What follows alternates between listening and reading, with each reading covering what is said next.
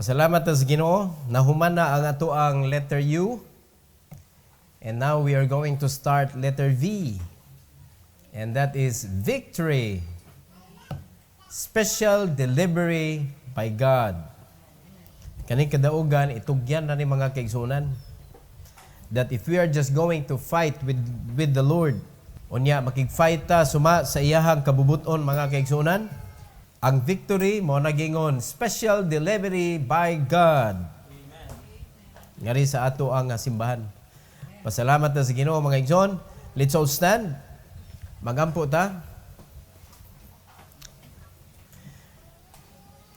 Our gracious Heavenly Father, we are so thankful and grateful sa imong panalangin, Lord, nga gihatag kanamo, special delivery nga panalangin. I pray that you bless us, dear Father, as we listen sa imong message, Lord, as we begin the series of lesson about victory. I pray that you use me once again. I pray that you empower me, O God, to teach your people, kabahin sa imong mga pulong, and to go to Lord that this afternoon, sa among afternoon service, ikaw mahimaya, Lord. So please take control because there is nothing in us that could glorify you kung wala ka. Salamat kay Lord, and thank you for this opportunity to learn. And we pray once again for your glory in Jesus' name. Amen. You may take your seat, please. Again, this is victory number 1. The title of our lesson for this afternoon, mga kaigsunan, does God want His children to be victorious? Does God want His children to be victorious? Okay, so we know the answer already. The answer is yes. Yes na yes. But the victory, mga kaigsunan, ihatag na sa Ginoo sa insakto nga tao nga tagaan niya. Though God promised victory to His children, but this is not an automatic deal. Dili ni siya automatic deal, mga kaigsunan, but we need to understand this afternoon, nganong nakaingon man ang matag-usan nato, nga gusto sa Ginoo nga mahimot ang victorious. So ato nang tagaan og husay, tagaan nato nagtubag mga kaigsunan sa mensahe nga atong paminawon karon, and dunay tulo ka points nga ato ang hisgutan to give the proper answer para masabtan gyud nato nganong gusto man sa Ginoo nga mahimot ang victorious. Nganong iya man juning gipahibaw nato nga gusto ko nga mahimo kang victorious. Number 1, mga igsoon, number 1. These are one of the best reason that we could keep nga makaingon gyud ta mahimo jud ay kung successful. Number 1, God wants me to have an abundant life. You claim this. Amen. Sa imong kaugalingon ingna, God wants me to have an abundant life. It is God who wanted you to have an abundant life. And then, kung pangutanon tagsa-tagsa, unsa nga klaseng kinabuhi gusto nimo? Kinabuhi nga kulang permi or abundansya nga kinabuhi? O di ba ganahatag abundant life also? So ganahatag abundant life. Now God wanted us to have an abundant life. So makaingon ta, anong nangyari? What happened? Where is the abundant life? Asa man napadung? Na wrong send? Na wrong address? Mga kaigsunan, wala na wrong send, wala na wrong address, mga kaigsunan, kundili kita, we are in the wrong place. Because God will send that victory, God will send that abundant life to the right place. So if we, Christians, children of God, is in the right place, mga kaigsunan, no doubt that victory, which is abundant life, naa nato, mga igsoon. In John chapter 10, verse number 10. John 10:10.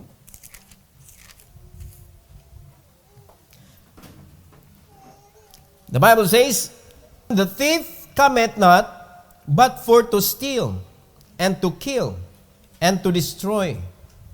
I am come that they might have life, and that they might have it more abundantly. Tanawa na mga kaigsunan, kinsa man to nga buot nga ang imong kinabuhi naa sa kawadon. Ang kawatan. Kinsa may kawatan? Ang yawa kay wa man siya binuhat. Tanan nga giklaim niya nga iya kinawat na niya. Because there is nothing that the devil created. There is no creation done by the devil. Are you listening? So ang gibuhat sa yawa na siya giklaim nga iyaha, unya ang tanan nga iyang giangkon nga iyaha, including the human race nga iyang gikawat, mga kaigsunan, sugod pa sa panahon ni Adam and Eve, dili to iyaha, kinawat to niya. Alright? So according sa Bible, mga kaigsunan, the thief, why laing tumong ang thief, cometh not but to steal, and to kill, and to destroy.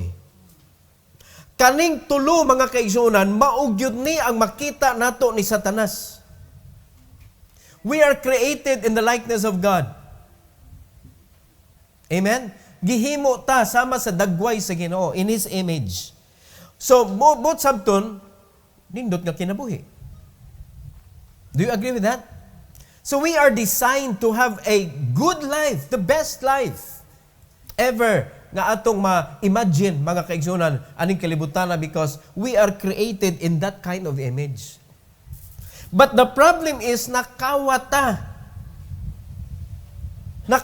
ang human race. So unsa may gibuhat sama sa verse, mga igsoon nga atong gibasa, ang thief wala siya ni anhi. Na? The thief cometh not but for, unsa iya tuyo, to steal. Ang yawa man na. To kill. O di ba, imbis nga inig kamatay na to ang atong kalag padung sa langit.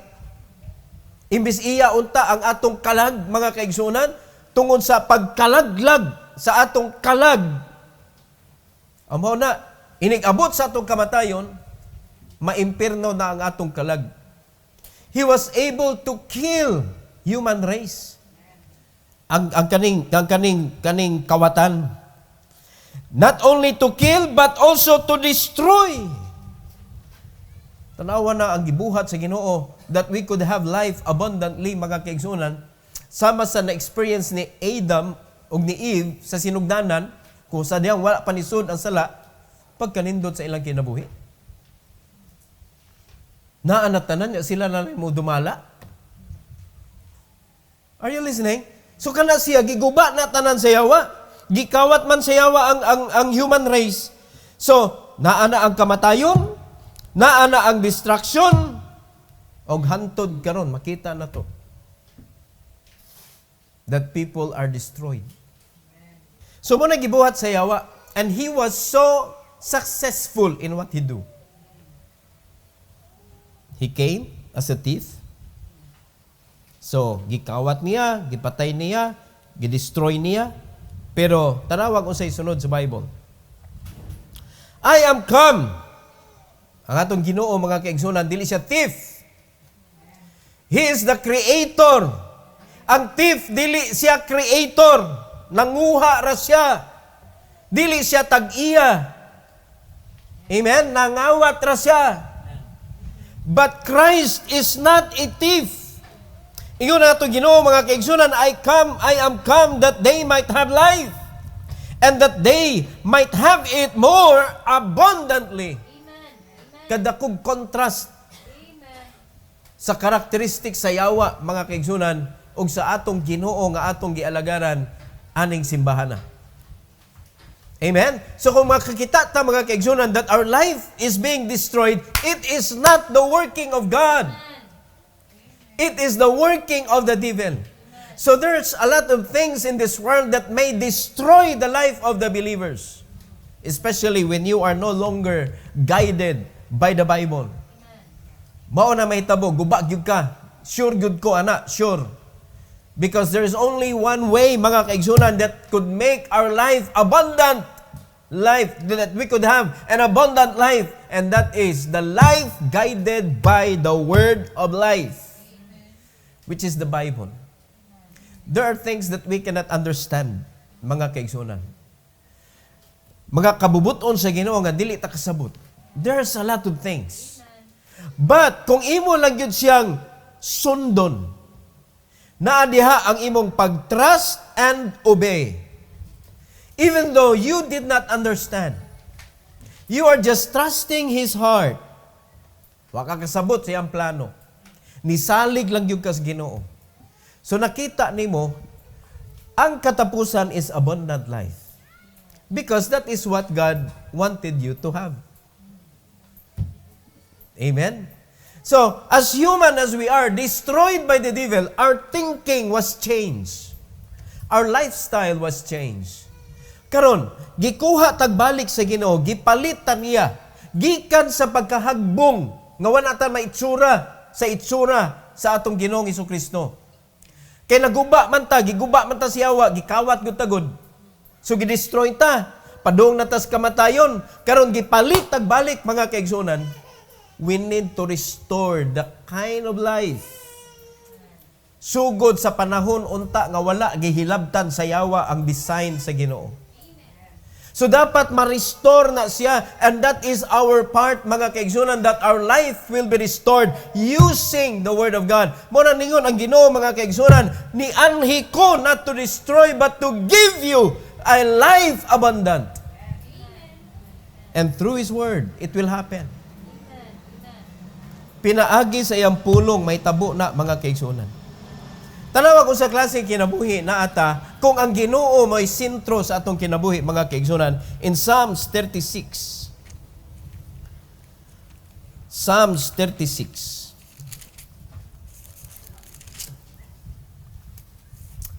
And in verse number 7 to 9. The Bible says, "How excellent is thy loving kindness, O God! Therefore, the children of man put their trust under the shadow of thy wings." Pagkanindot kung naa diha, tanan mga Kristohanon, nagpasilong sa kabubuton sa Ginoo. Nagpasilong sa protection sa Ginoo. Nagpasilong sa pulong sa Dios. Ingon sa Bible, how excellent, mga kaigsuonan, is thy loving kindness, O God. Diin ang mga anak sa Dios nagpasilong. They shall be abundantly satisfied with the fatness of thy house, and thou shalt make them drink of the river of thy pleasures. Kiba mo say pleasure sa Ginoo? Nga mo nindot imong kinabuhi. It is God's joy that your life will be joyful, according sa iyahang kalipay, mga kaigsunan. Mo na ipasabot, mga igsoon, sa ato ng mga Kristohanon, that you need to understand this. This is God's will for us, mga igsoon. This is God's will for us, nga magmalipayon tagtanan. Iyan ang kabubuton. Mo na ay sugot, mga kaigsunan, nga ang imong kinabuhi, di nimo ma-feel ang pleasure sa Ginoo. Ang imong kalipay, wala man sa church. Igabot nimo sa church, mura man ka og magluya. Amen? O, bantayin ninyo. Basta mag-abli ng Bible, ang imong mata mo close, agoy, delikado ka. Delikado. Kabantay mo, anak, mga kaigsunan. Sometimes nagpaabot ta sa oras, you are not sleepy. Pag abot na sa oras, it's time to sleep. Ingon na, anak, kabantay mo, walay exempted. Kitang tanan, it's a struggle sa mga believers. That when the message of God will be given, struggle kay nato ang pag-maintain sa ato ang kuan bitaw kanang alert. Kay mukan gyud mo mura mo agi gyud ang duka. Wa mo kamantay. Pero nakaibaw mong dukaon gyud mo. And it is a battle every time nga naay message. Kay ikaw man sa mensahe, wala mo gyud ka kahinomdom, giduka day ka. Kamantay mo na. Oh, because the devil doesn't want you to enjoy the pleasure of God in your life. Unya di na nato maangkon, mga kaigsunan, nga pleasure kung wala na to giagi diri sa pulong sa Ginoo ang atong kinabuhi. Tanawa sa verse number 9. For with thee, with who? With God is the fountain of life. If in thy light shall we see light. Wala na ilain pa. Muna nga tinaw kayo ang dagan sa kinabuhi ko ang atong kuyog mga kaigsunan ang Ginoo. Tinaw kaistanan. Naay mga challenges pero makita nimo mga kaigsunan, Ginoo bahala na. Walay makastop nimo. Walay makapaluya nimo, walay makapahunong nimo, walay makapatipas nimo mga kaigsunan og kanang agianan because you are definite nga kanang imong gisubay mauna ang kabubuton sa Ginoo. Bisa pag mayon ang mga tao, kung kana imuha, ikaw na diha, kami ari mi diri, pero ikaw definite ka. Ari jud diri. Ari ko ngadan. Kay mauni ang gipakita sa Ginoo nako. Mo na mga tao mga kaigsunan nga tinuod nagsalig sa Ginoo. Dili kay hadlokon na sa mga tao. Okay, buka ka na wala ba na siguro na na. Bible ra gingon na. Ang Bible, Biblia, libro ra na. Tuo po dayon ka.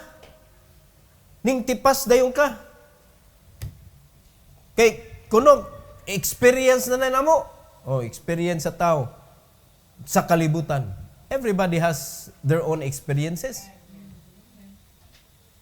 But if you're going to experience the Bible, mga kaigsunan, bisag man naglahi pa mong lugar, nagkita mo, nagisgotay mo sa inyong experience, maingon ingana sa nitabos kong kinabuhi. Because the same God. And we have the same enemy. Wag yun, naibaw anang yawa, bag-o, igsoon. Muna kaibaw na kayong Ginoo mga style anang atong kaaway, mga igsoon. Muna ang atong buhaton, kinahanglan atong ibutang sa itong unahuna, it is God who wanted me an abundant life. Kaning akong kinabuhi, mistake ni. Is your life abundant?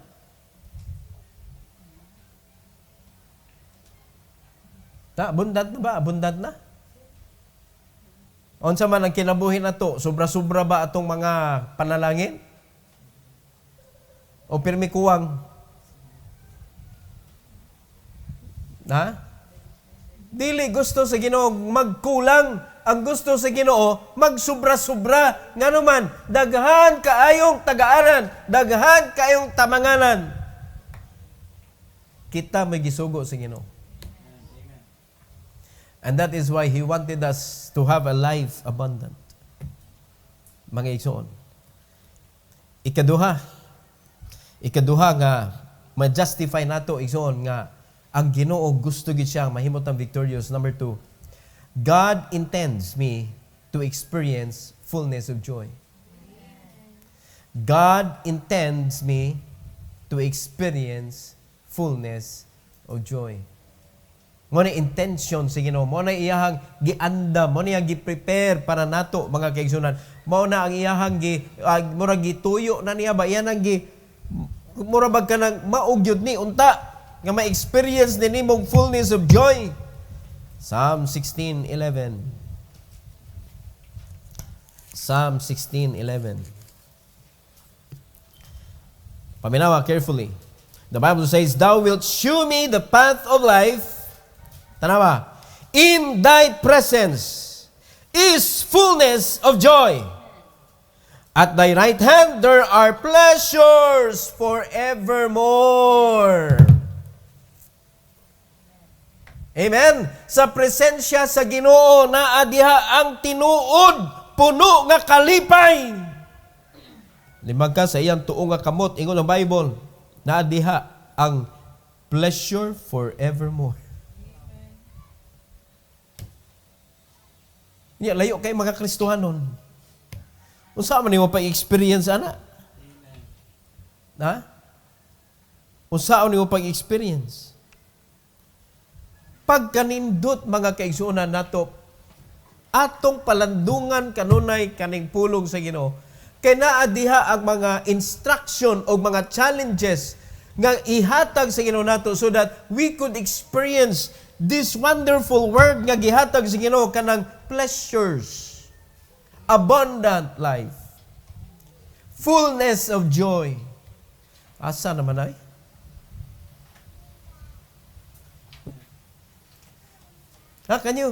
Can you imagine a community nga wala laing ginahuna ang mga tao kundi magtinabangay?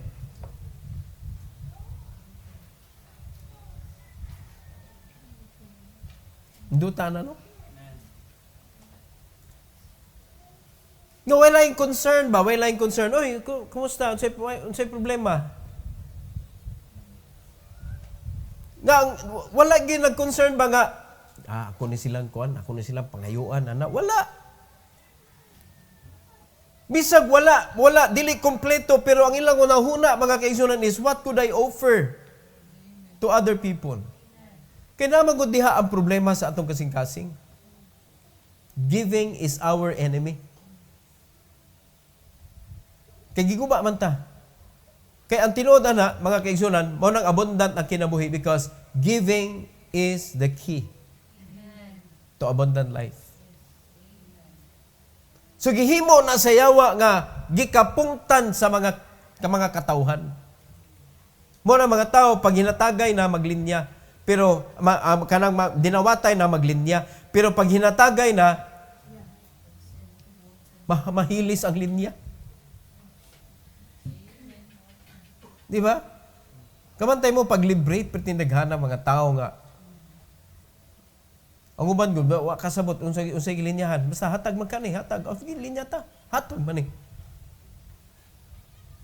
Dili hatag koy manghatag. Oh, akoy. Daw kay basol.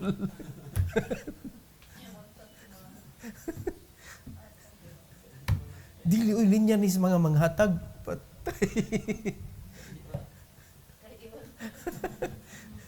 Mausa mga parents.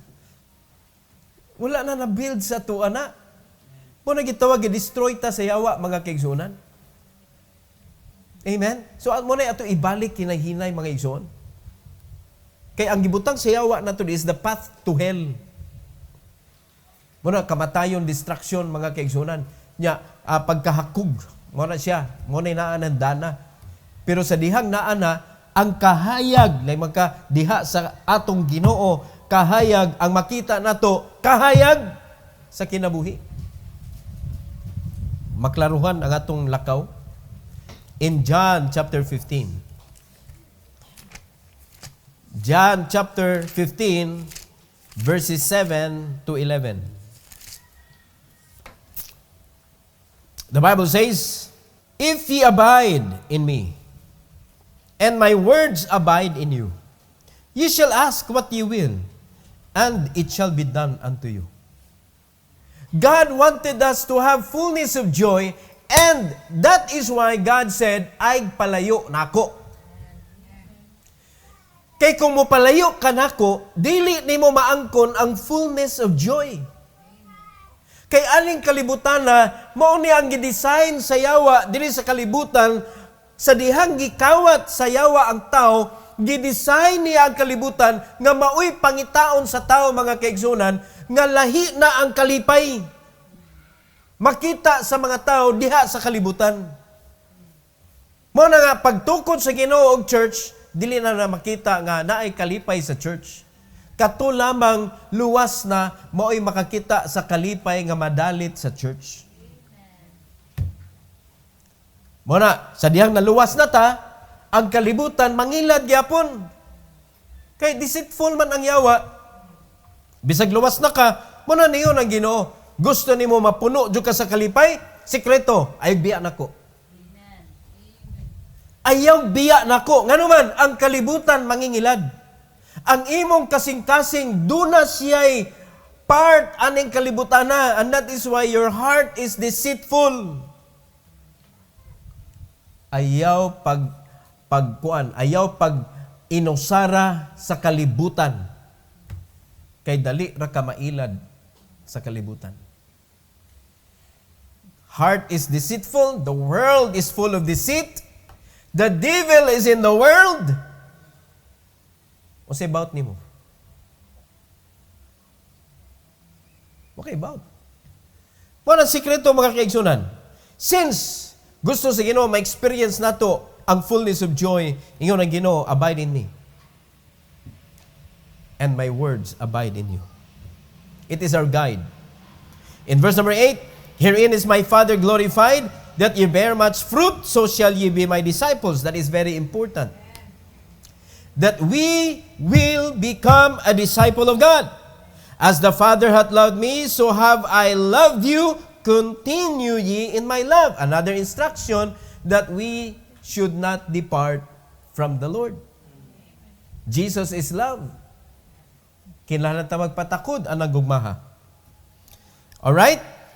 If, in verse number 10, ye keep my commandments, ye shall abide in my love, even as I have kept my Father's commandments and abide in His love. So ato nang nakita na gimix na sa Ginoo ang pag-abide o ang love. Abide in me and my words abide in you. So giklaro mga kaigsunan, abide in the love of the Lord. Magpabilin ta diha sa gugma sa Ginoo. Unsay mitabo? These things have I spoken unto you, that my joy might remain in you, and that your joy might be full. Abundant joy. Fullness of joy. Kung imo na tanawon mga kaigsunan, asa pa man na ang gulo? Kung ang Kristohanon mao na ni siya, asa nga ang gulo ana niya? Nga makakita ka mga kaigsunan nga maghinuktok siya nga mura ni siya mamatay sa kaguol. Makaingon lang kita, kahit ang gulo na ng buhay niya, wala gyapon siya kakuon. Kaya kaning puno kas kalipay, asa ba musuksok ng kaguol? O ikaw, Bing? Gaputi tanan, nya nainisod ga itom, asam siya suksok? Asa siya tago nga, madismular siya nga, puti siya? Wala. Walay lugar ang kaguol sa kasing-kasing nga puno sa kalipay. Ug mao nay gi-intend sa Ginoo para nato. Fullness of joy. Kamo na lang anak, naunaan ninyo. Kung wa gi-intend sa Ginoo. Ikatulo mga kaigsunan. Atong i-prove nga gusto sa Ginoo victorious ta. Ikatulo. God intends His word to make you His disciple. God intends His word to make you His disciple. Iyan na lang gi-andam daan, iyan na lang gi-preparar daan ang iyang mga pulong nga ang mga tao nga musalig, maminaw, musalig, mga kaigsunan, mahimo jud nga disciple sa Ginoo. Don't you think that becoming a disciple is not a victory? Kaya murag wa kayo mo amen anang God's disciple. Wa ka masayod nga ang pagkahimong disciple sa Ginoo usa ka dako nga kadaugan. Mao nang pildiro ang mga Kristohanon kay dili disciple sa Ginoo. Once ka mahimo kang disciple sa Ginoo mga kaigsunan, secured na kadaan. Secured na provision, secured na protection, secured na ang imong wisdom, secured na ang imong joy, tanan mga kaigsunan, wa na kay pangitaon pa, gisalig na nimo tanan ang imong kinabuhi sa Ginoo. And for sure, walay kulang. Walay kulang yun. Unya kay giandam na manadaan sa Ginoo, ato basahon John chapter 8. John chapter 8, verse number 31 and 32. John chapter 8, 31 and 32. The Bible says, Then said Jesus to those Jews which believe on Him, take note ha, ingon na Bible, mga Hudiyo nga nituon niya, if ye continue in my word, then are ye my disciples indeed. He intends His Word to make us His disciples. Kung mupadayon lang yun ta, mga kaigsunan. Pero kung ikaw mapugnanon ka sa pagtuon, mapugnanon ka sa pagpaminaw, mapugnanon ka sa pagsunod, di ka mahimong disciple, why victory? Because as Christian, kita nga mga believers, sa tanan ng mga Kristohanon, dili ka mahimong victorious kung dili ka disciple. Kung matawag na ka Christian, but you are not disciple, you are not a disciple, pwede ka naka sa church, pero church goer ka. Dili ka church worker.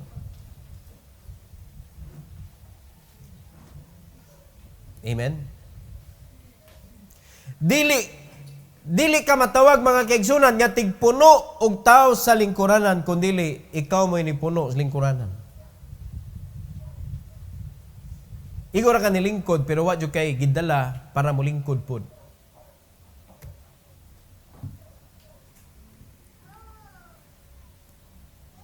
So dili matawag nato, mga kaigsunan, nga disciple ka kung wala ka kasabot sa intention ni Christ nganong dunay church.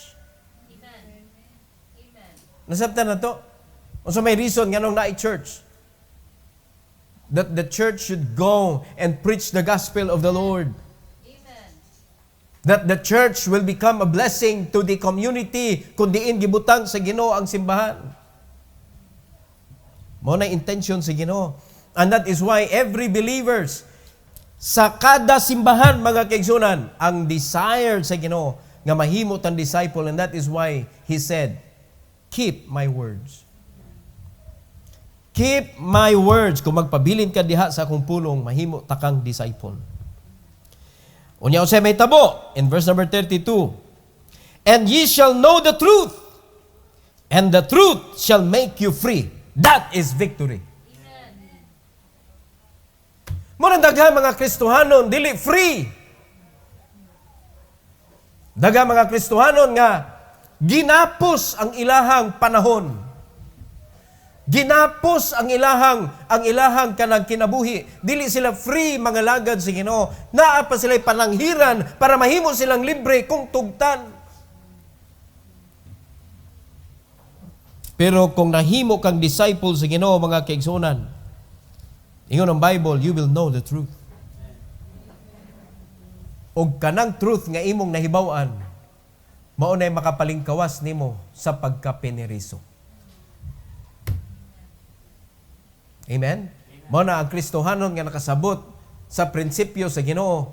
Bisan paghayluhon ka, ani ka trabaho na ko, di lagi ko ang trabaho kay mapriso ta diha.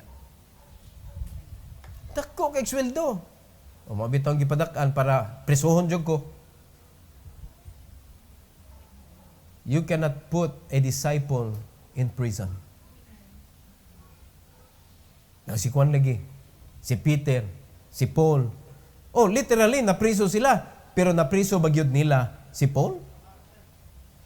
Nihunong ba ang buluhaton? Sultihan tamo, ang prisuhan, maunay makapahunong sa buluhaton. Mabito na nga, wala kang katrabaho kay napriso ka. Yes, literally, nabutang nila ang mga apostoles sa prisuhan, but they wasn't able to imprison the ministry. O karon, ang mga Kristohanon, wala sila sa literal nga prisuhan, pero naglakaw ba ang ministry? Muna yung mga piniriso. Mga kaigsunan, sultihan tamo, nobody could imprison a disciple to stop the work of the Lord. Bisan pag Bartolina nimo, mga kaigsunan, di gyud mahunong ang buluhaton sa Ginoo. Pero pag nahunong ang buluhaton sa Ginoo, piniriso ang mga Kristohanon. Amen. O karon, kinsa may piniriso ron? Ha? Kinsa may piniriso? Ang mga Kristohanon karon. Ngano man, ang buluhaton wala ka iswag. Nya kawaman ka iswag, wa ka uswag.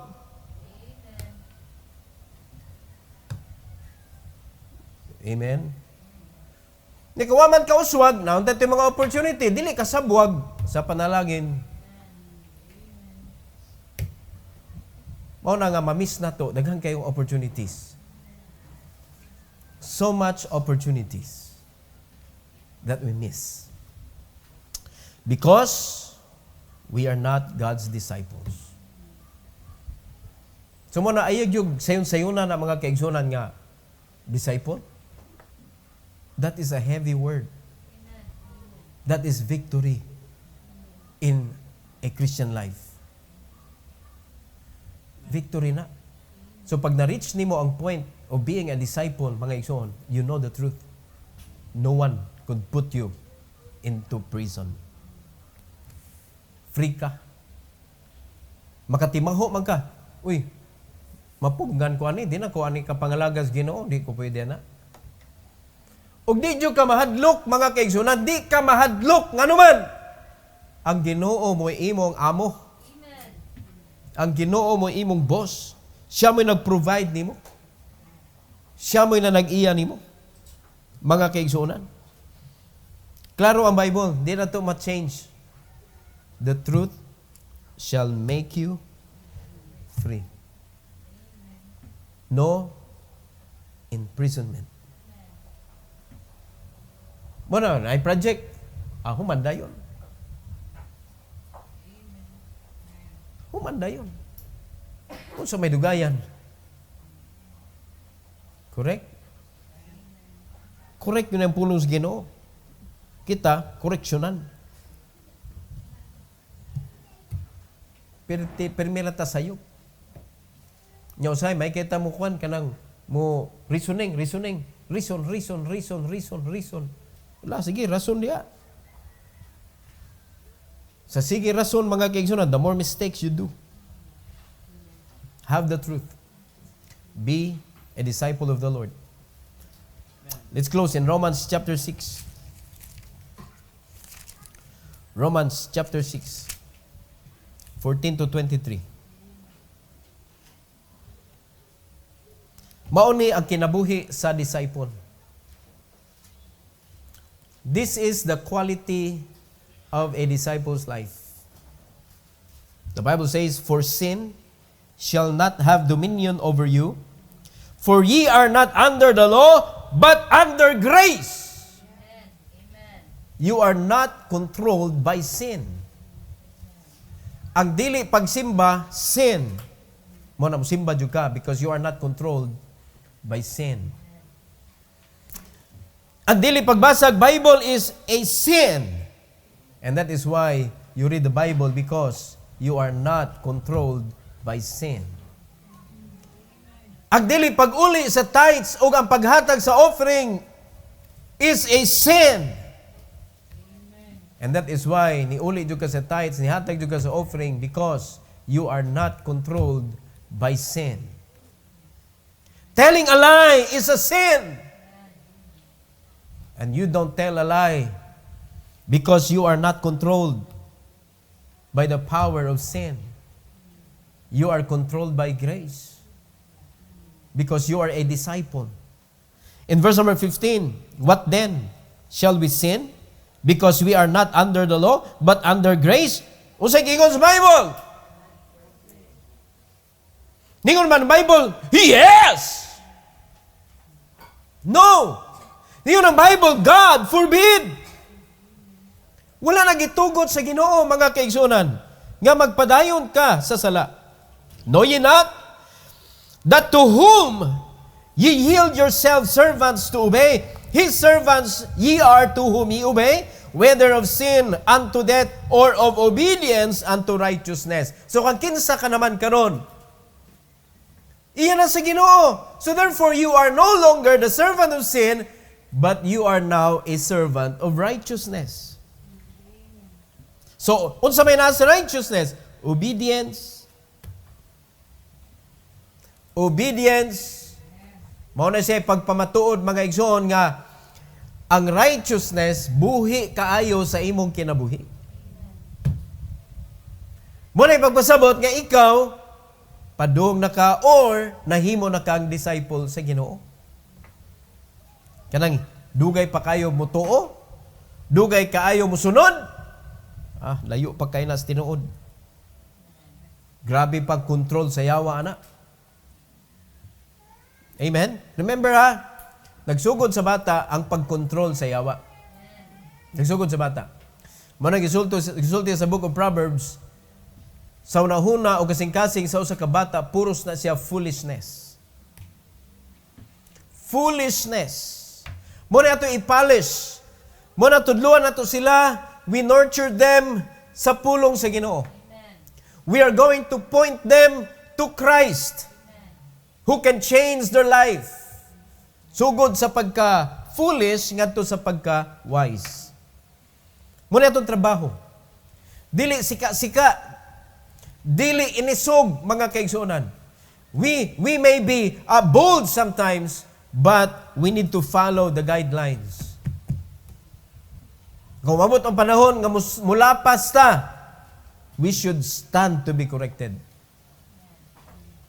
Kinahanglan mo admit yung ka, anak, pasaylo ako, sobra to akong gibuhat nimo, dito maawa tos Bible. Let your children see that you also admit mistakes. That in this world, no one is perfect. Only the Bible. Bati kayo, parents, mga kaigsunan, nga di ka mo angkog sayo. Dapat ikaw mo recognize, anak, pasaylo ako, anak. Sobra to, lapas to, dito mao. Dito mo yung instruction sa Ginoo, nakasa ko, anak, pasaylo ako. Di na makapawa sa imong pagkaginikanan. Kung dili napakita nimo who you are the disciple of God. Kuan gyud nimo imo jung gituyo nga ang pulong sa Ginoo mo'y mahitabo sa kinabuhi nimo. So muna pagpakita mga kaigsuonan nga ang kaning disobedience or ang sala wala na kani-yield didto. Tuwa na kani-yield sa righteousness.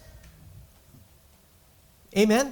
In verse number 17, but God be thanked that ye were the servants of sin, but ye have obeyed from the heart that form of doctrine which was delivered you, being then made free from sin, ye became the servants of righteousness.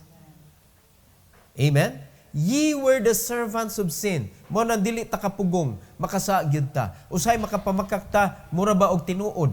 No, ang atong pagpamakak, murag kanang naanad na ta. Murag normal na lang nato mga kaigsuonan. Pero mao nay kinabuhi nato before. But when you got saved, praise God. Ingon ang Bible, you are made free from sin. Sa diyang nahimo na kan disciple sa Ginoo. Unsa na may nahitabo? Ye became the servants of righteousness. Dako kay kalainan na. Dako kay kalainan.